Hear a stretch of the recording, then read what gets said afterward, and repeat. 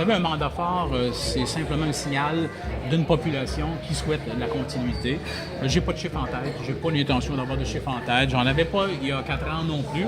Mais en même temps, vous comprenez que quand on se retrouve dans le monde municipal puis qu'on investit autant de temps et d'énergie pour faire en sorte de reconvertir une économie puis de s'assurer que notre communauté ait les services nécessaires, bien, on souhaite avoir le signal le plus fort possible. Alors, on verra le résultat le 5 novembre prochain. Alors, moi, je fais ma campagne électorale comme je l'ai faite la dernière fois. Je vais continuer à exprimer les enjeux qui sont importants pour la ville de Shawinigan.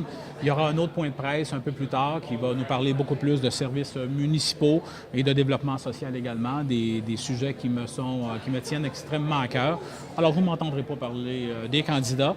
Moi, je vous ai dit quels sont les enjeux. Quelles sont les réalités, particulièrement au niveau financier. Alors, ce sera à vous, journalistes, à poser des questions pour voir si la teneur des adversaires ou des autres candidats à la mairie tiennent la route. Et si les gens s'attendent à ce que je leur dise qu'on va geler le compte de taxes pour les 4 prochaines années, je leur dis que c'est impossible. C'est totalement impossible dans la situation actuelle de la ville de Shawinigan.